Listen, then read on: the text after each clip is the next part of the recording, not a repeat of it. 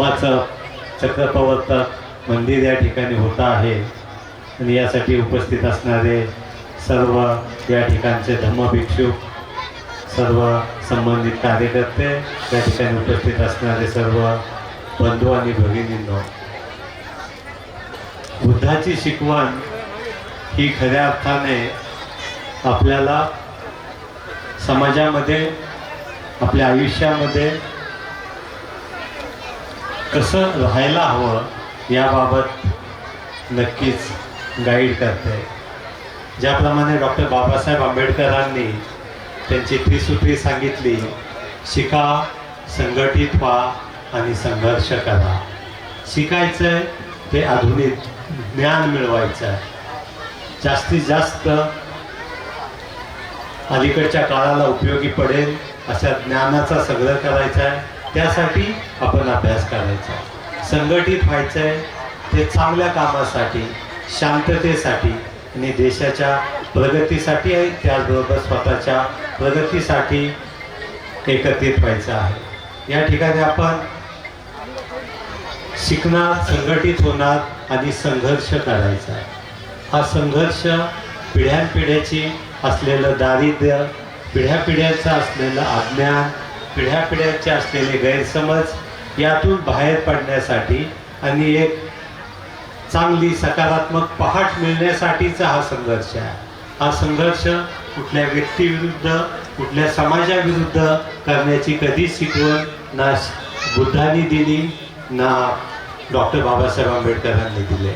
संघर्ष हा अज्ञानाविरुद्ध, अंधाराविरुद्ध करायचा आणि हे करत असताना आपली याबाबतची भूमिका हे शील, आपल्या आचरणात सत्यता असायला पाहिजे, करुणा असायला पाहिजे आणि अहिंसा असायला हवी.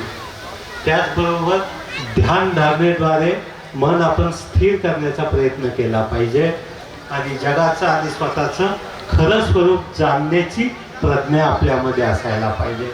यासाठीच हे सर्व आहे. हे आपण प्रत्यक्षात समजून घेतलं पाहिजे.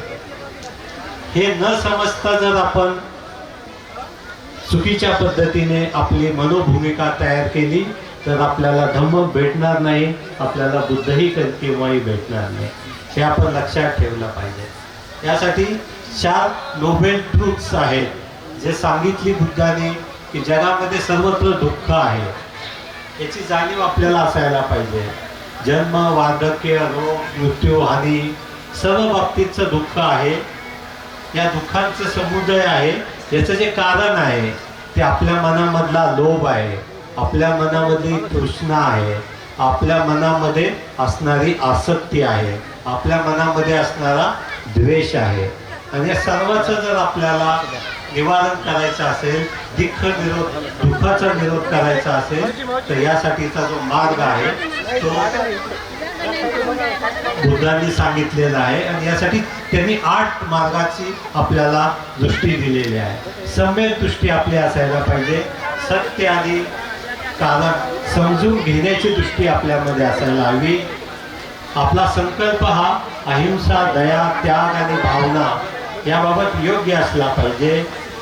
आपली वाणी ही सत्य असायला पाहिजे, वाणी मधुर असायला पाहिजे.